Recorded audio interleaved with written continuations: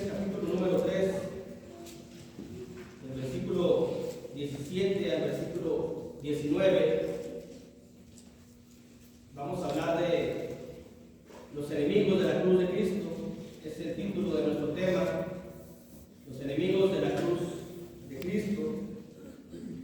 No sé si todos hayan tenido enemigos o hayamos tenido enemigos en la vida. Uno los identifica, sabe quiénes son, pero hay algunos enemigos muy silenciosos que incluso pueden estar platicando con uno, pueden estar conviviendo con uno y sus pensamientos son hacia la traición o hacia hacerle algo a aquella persona. Le pasó al Señor Jesucristo. Judas comía con él, estaba a un lado de él y él fue el que lo traicionó. Y vamos a ver de los enemigos de la cruz de Cristo cuáles son las características con el único propósito de no estar en una de esas, para no ser considerado por la palabra de Dios como algún enemigo. Enemigo es todo lo opuesto, lo contrario a lo que dictamina Jesús en su amor, en su bondad, en su conducta, en su carácter, en sus pensamientos, en sus emociones, en sus hechos. Y todo aquello que vaya en contra de esto, nos pone en contra de lo que es Jesús. Entonces seríamos contrarios. Si en nuestra mente hay odio, pues somos enemigos de Cristo, porque Él es amor. Si en nuestra mente, en nuestra forma de vivir no hay misericordia, no hay perdón, no hay todo lo que Jesús ha hecho en la cruz, todo lo que significa el evento, aquel máximo para el ser humano, de que Dios, siendo Dios, se hizo hombre para venir a morir en la cruz.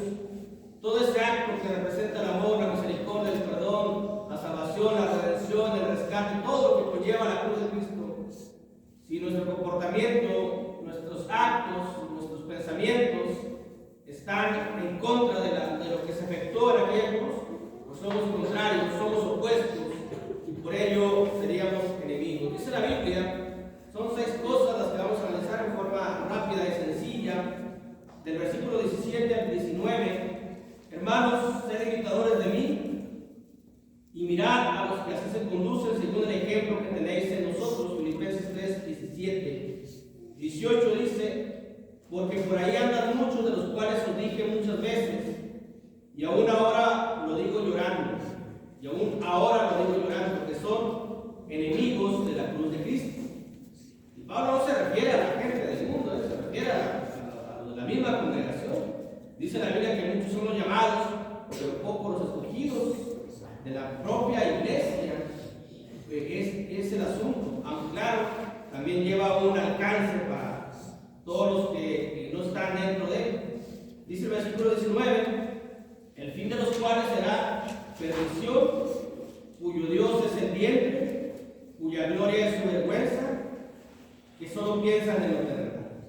Este versículo 19 nos da 4 características, el versículo 17 nos da una, y el versículo 18 nos da la otra. Dice: porque son muchos. Llama la atención, o debe llamar la atención lo que dice el versículo 18, porque por ahí andan muchos.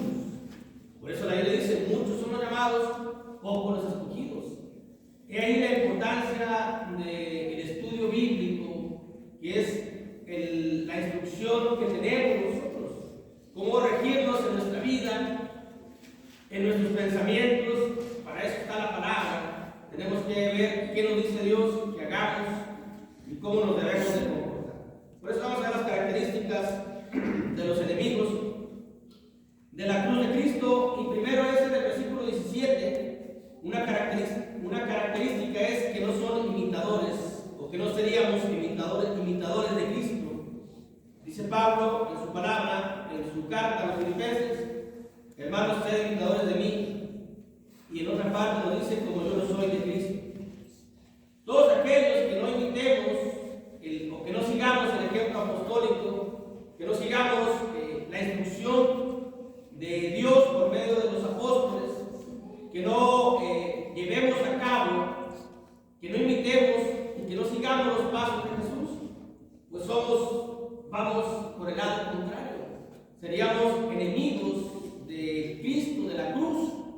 Cuando la Biblia dice enemigo de la cruz de Cristo, significa de lo que se hizo en la cruz, de todo lo que hizo Jesús en la cruz. Si nosotros no imitamos lo que Jesús hizo en la cruz, entonces somos contrarios, somos opuestos. Por eso la Biblia dice que hagan muchos que son enemigos de la cruz de Cristo. En la cruz se demostró el amor. Mirad cuánto amor nos ha dado el Señor, que ha dado a su único Hijo para que viniese a morir por nosotros, aún siendo pecadores.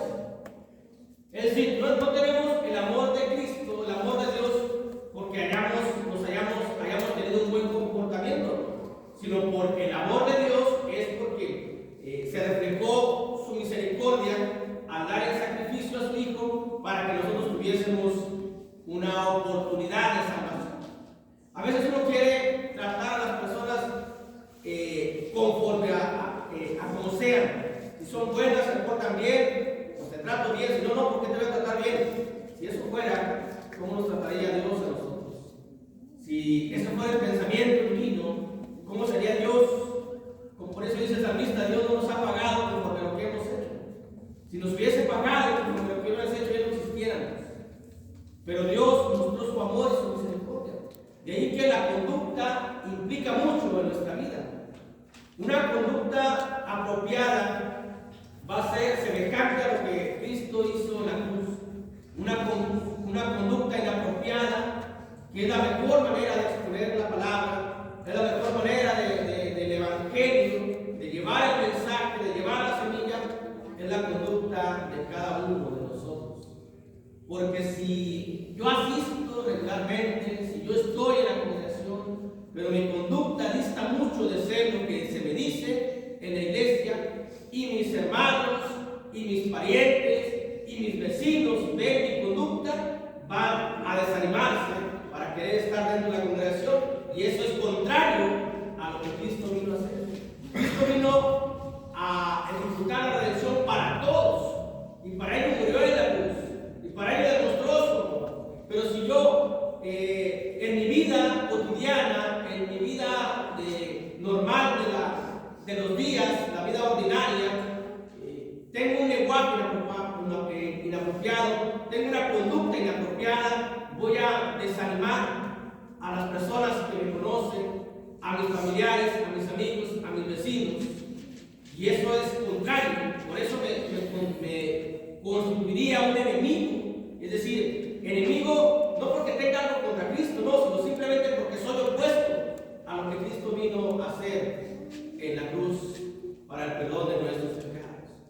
Si yo no ejerzo el perdón, si yo no perdono, soy opuesto porque Él perdonó, y Él perdonó aún siendo pecador. Y yo a veces quiero perdonar a las personas cuando son buenas o cuando muestran un arrepentimiento, pero Dios nos ha perdonado aun cuando sabe que el proceso de arrepentimiento lo seguimos, porque día a día nos seguimos arrepintiendo de lo pasado y seguimos cambiando. Cuando nos bautizamos nos convertimos como acto de magia al cristianismo. Empezamos una conversión paulatina para llegar a ser de la misma manera que es Jesús. Pero he ahí la conducta de cada quien, donde debemos ser imitadores. Dice la segunda carta de Pablo a Timoteo, capítulo 1. Segunda carta de Pablo a Timoteo, capítulo 1, versículo 13 y versículo 14, que se caracteriza los enemigos de Cristo por no ser imitadores de Cristo, que sería lo mismo no seguir el ejemplo apostólico.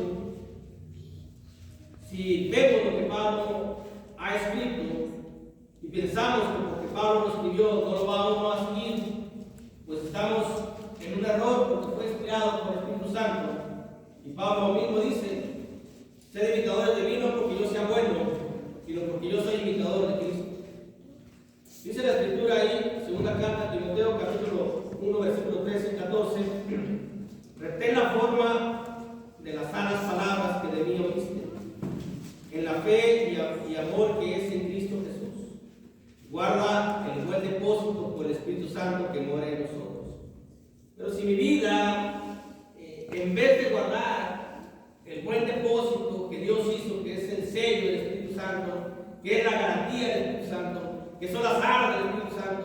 Contristo el Espíritu Santo por mis pensamientos, contristo el Espíritu Santo por mis hechos, por mi forma de hablar, por mi forma de actuar. Entonces no estoy siguiendo las palabras apostólicas, no estoy imitando a Pablo y por ende no estoy imitando al Señor y Salvador Jesucristo. Y estoy haciendo lo contrario, y estoy haciendo lo opuesto a lo que Jesús ejecutó en esa cruz para darnos salvación y oportunidad, aun cuando nuestra vida estaba llena de pecado. Dice el versículo 18 de lo que leímos, Filipenses 3:18, para ver la segunda característica, se caracteriza porque muchos entran por la puerta ancha y caminan por el camino espacioso. Dice la Biblia, porque por ahí andan muchos, de los cuales os dije muchas veces, y ahora lo digo llorando. Ya sabemos lo que dice Mateo 7:13-14, que muchos son los que van y entran por ese camino, por esa puerta ancha y ese camino espacioso. Y todavía puede haber muchos cristianos que profesamos la fe de Cristo, que decimos que somos espirituales, pero entramos por esa puerta ancha y caminamos por ese camino espacioso de libertinaje, de ese camino espacioso donde convivimos, compartimos, hacemos cosas mundanas, paganas, que no son de acuerdo al camino angosto, a la puerta estrecha. No nos queremos sujetar, no nos queremos someter a los lineamientos escritos en la palabra de Dios. Y nos gusta sentirnos anchos, nos gusta sentirnos, dice que al cabo Cristo me perdona, que al cabo estoy en el camino, que al cabo participo, que al cabo voy el domingo. Pero nada más entramos por la puerta angosta cuando estamos aquí. Pero ya cuando salimos de aquí, nos regresamos y se entra por la puerta ancha y ahora sí el camino espacioso y hacer lo que yo quiera y hacer lo que yo pueda, que para eso vine al mundo, que para eso vine a vivir y a disfrutar la vida. Y dice la escritura que leímos en Filipenses, porque son muchos y eso nos debe de llamar mucho la atención a nosotros que estamos en el camino. No equivocarnos, porque es muy fácil equivocarse. No desviarse, porque es muy fácil desviarse. Cuando nos empezamos a justificar nosotros mismos, entonces empezamos un camino que tal vez no tenga regreso. Porque empezamos a irnos hacia el camino ancho, al camino espacioso, donde todo es permitible, donde todo se vale, donde todo se puede, donde la vida es bella según muchos, y acá según la vida es triste, y acá por qué me tengo que someter, y acá por qué tengo que obedecer, y acá por qué voy a hacer la voluntad de Dios. Y ahí donde debemos negarnos a nosotros mismos para obedecer la voluntad de Dios. Pero son muchos, y se caracterizan los enemigos de Cristo porque muchos son. Solamente Dios sabe lo que pensamos, y solamente Dios sabe lo que estamos pensando en este momento cuando estamos escuchando.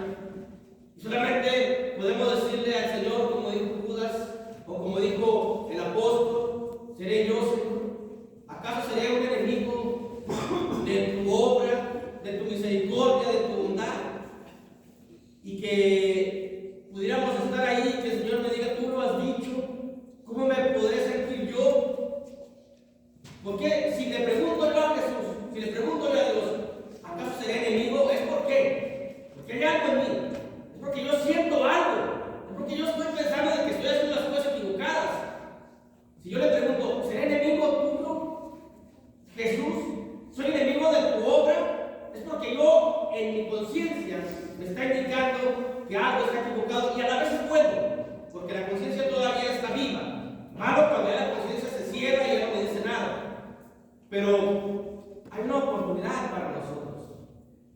Esta vida es una vida basada, la vida cristiana se basa en las cosas espirituales, donde nuestra recompensa, donde nuestra vida, nuestra felicidad está en los cielos. Allá está nuestro tesoro. No esperemos vivir la vida cómoda, la vida feliz, la vida segura aquí en la tierra. Aquí no está la recompensa. La recompensa está en el cielo. Pero se caracteriza los enemigos de Cristo porque son muchos los que entran por esa puerta ancha y son muchos los que caminan por ese camino espacioso. Tercera característica, se caracteriza por no tener fe. Dice la Escritura, Filipenses 3:19, se caracteriza por no tener fe y por tal motivo su fin será la perdición. El fin de los cuales será perdición. ¿Por qué? Porque no hay fe en ellos. Allá en el Evangelio de Juan, capítulo 3, versículo 36, dice que los que creen en Jesús tendrán vida eterna. Palabras menos mías.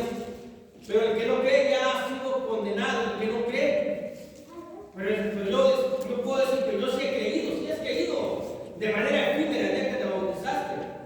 Si has creído de manera efímera el día que vas una hora a la reunión. El día que, si es que oras 1 minuto, 2 minutos y crees. Y los demás tiempo, ¿cómo actúas?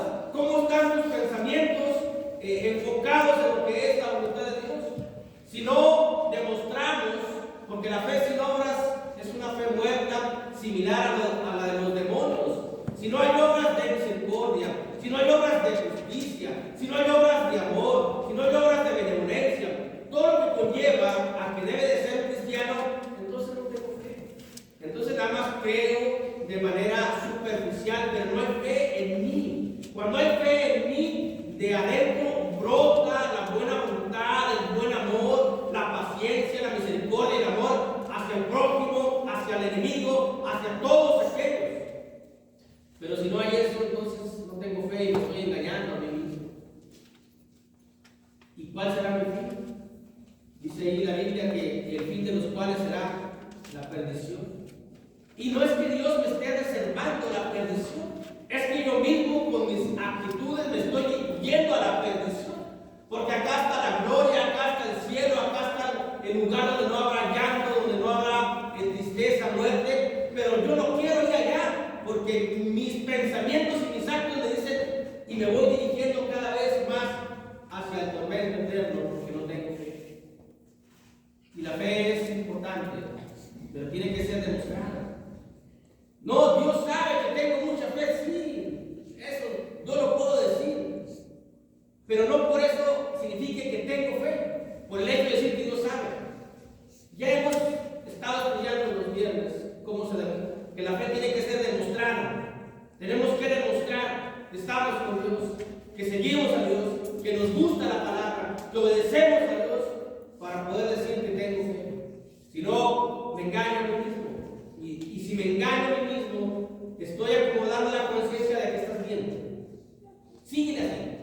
Vas por buen camino, sí, pero el camino de la perdición. Y el fin de los cuales será la perdición. Y me espera un tormento eterno. Y me espera, y cuando esté allá en ese lugar, me voy a arrepentir de no haber obedecido a Dios 30, 40 años, de haber demostrado amor, y ya no va a haber regreso, ya no voy a poder tener la oportunidad de decir, Señor, dame la oportunidad, porque ya no va a haber tiempo para mí, ya no va a haber cuerpo, ya no va a haber esa oportunidad que puedo yo pelear, que puedo yo anhelar, que puedo pedirle a Dios.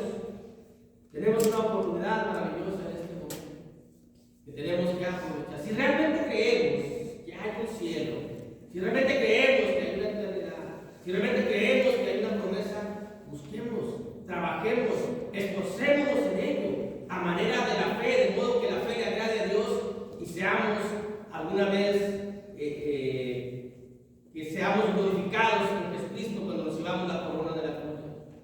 Y cuando estemos allá, vamos a decir que habrá valido la pena esforzarnos, habrá valido la pena perdonar, habrá valido la pena someternos a Dios, habrá valido la pena todo lo que hemos hecho aquí en la tierra con tal de conseguir aquella gloria anhelada que está en los cielos. Pero si no, entonces el fin será la perdición por no haber creído. Cuarta característica, se caracteriza, dice ahí, el fin de los cuales será la perdición, cuyo Dios es el bien. Entonces se caracteriza por el placer mundano, un placer mundano. Yo, aquel envidioso a mí, yo me gusto, yo vivo, yo quiero, yo exijo, yo pido.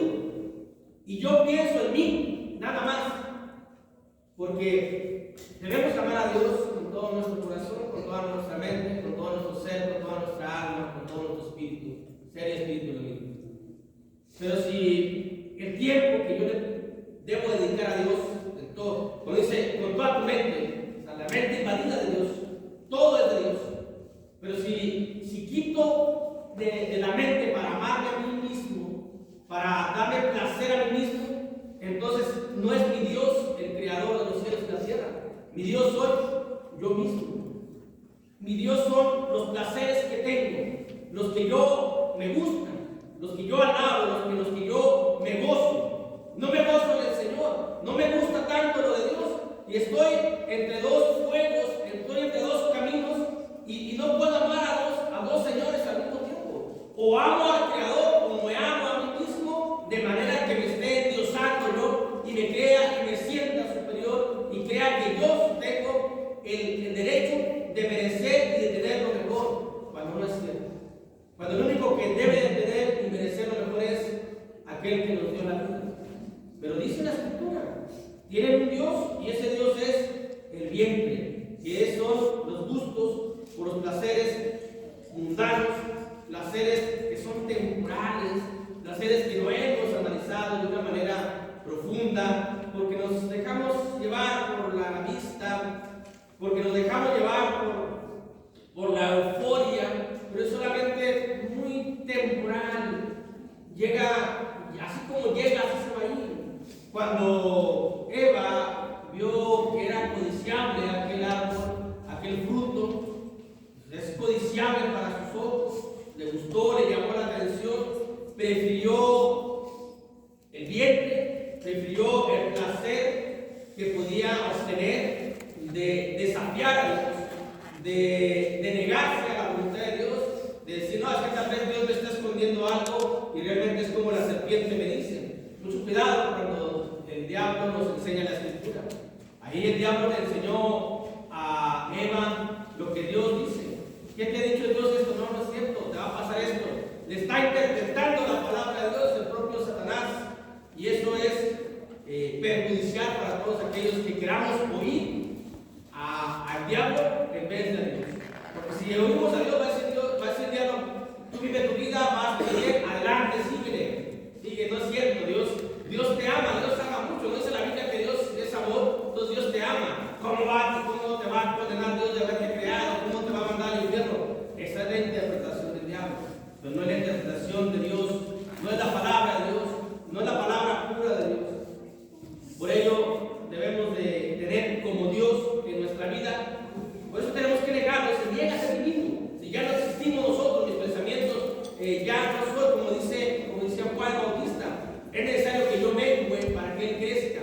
Hay que hacer crecer a Jesús, Dios en nuestra vida, y no que crezcamos nosotros. Dice el libro de Proverbios, capítulo 21, versículo 17, Proverbios 21, 17. El hombre necesitado será el que ama el deleite, y el que ama el vino y los ungüentos no se enriquecerá.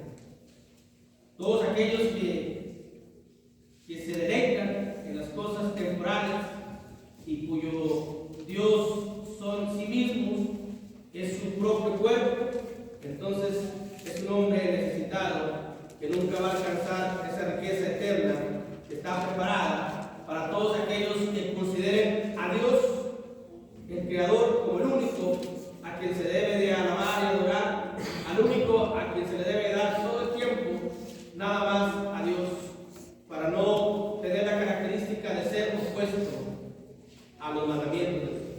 Porque Dios nos ha mandado un mandamiento que es el primer y gran mandamiento. Pero si yo no lo cumplo, en vez de cumplirlo, me estoy endiosando a mí mismo, entonces estoy haciendo lo opuesto, y eso opuesto me constituye un enemigo de la cruz de Cristo. Dice la Escritura, Filipenses 3:19, se caracteriza por tener una gloria con cosas que avergüenzan, el fin de los cuales será perdición, cuyo Dios es el vientre y cuya gloria es su vergüenza. Ya que la verdadera gloria para el hombre es conocer y entender a Dios. Esa es la verdadera gloria para el hombre. No las cosas que avergüenzan.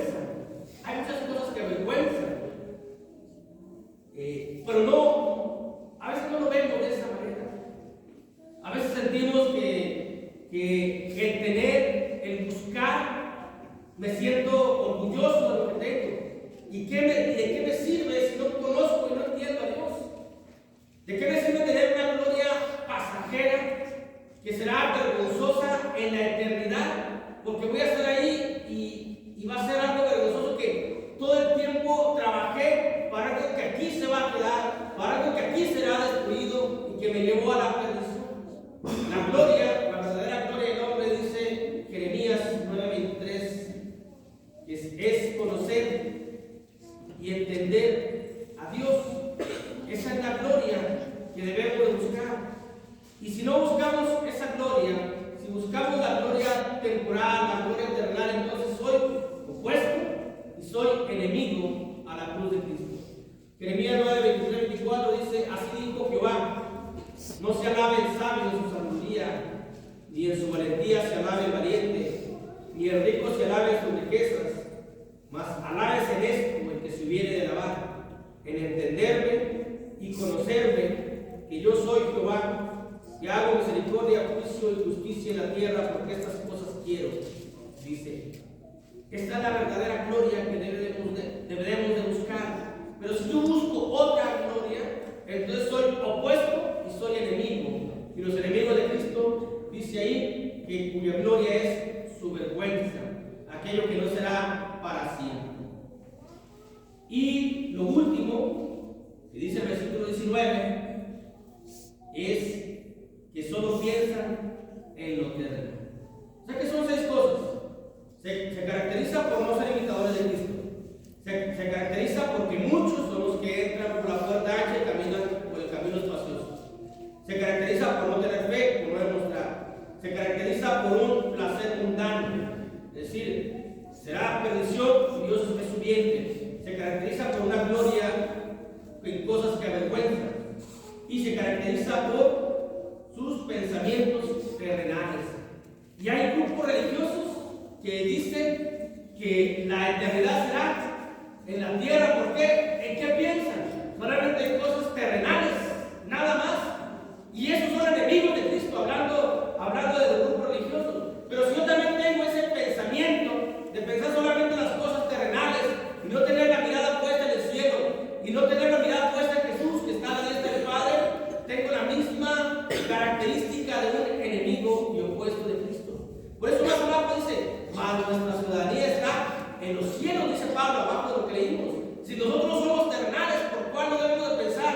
Somos peregrinos, somos pasajeros por esta tierra. Y no debemos de pensar en las cosas de aquí, sino que nuestra mente debe ser una mente espiritual, una mente celestial, una mente pensando en nuestra ciudadanía, una mente pensando en el cielo, una mente pensando en lo que nos espera y no en las cosas de la tierra. Porque si eso es, entonces somos contrarios, somos opuestos. La Biblia dice que en primera carta de Pedro y muchas partes de la Biblia dice que la promesa está en los cielos, de donde también esperamos al Salvador. Allá está la promesa. Y si se piensa nada más en las cosas terrenales, estamos opuestos.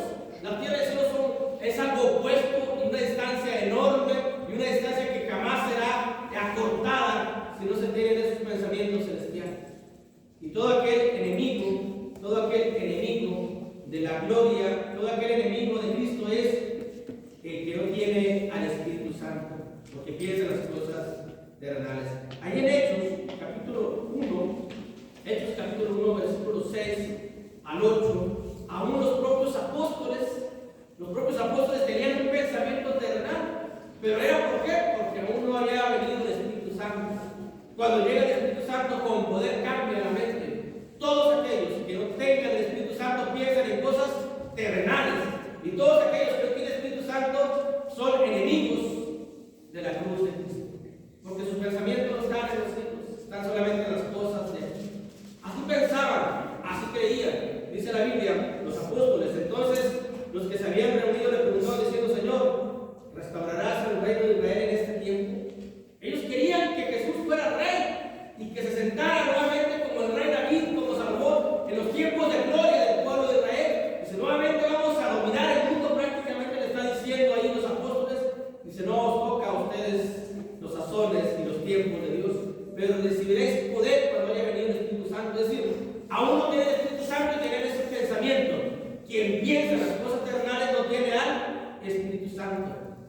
Porque todo aquel que tiene Espíritu Santo, su mirada está puesta en los cielos. Su propósito está en los cielos. Su fin está en los cielos. Su mente está en los cielos. Y todo lo que hace, las riquezas y todo lo que hace está para llegar a la eternidad. Por ello, hoy la Biblia nos invita a que analicemos bien estas 6 características que nos menciona la carta de Pablo a los Filipenses. Y si por algún motivo sentimos que estamos cumpliendo una de ellas, hay tiempo para mejorar, hay tiempo para cambiar, hay tiempo para arrepentirnos, de modo que no perdamos esa promesa y esa eternidad que está en los cielos. Y también la Biblia nos invita a todos aquellos que aún no están dentro del camino y que si quieran ser parte de la promesa y de la vida eterna, a que en vez de ser opuestos, en vez de ser enemigos de la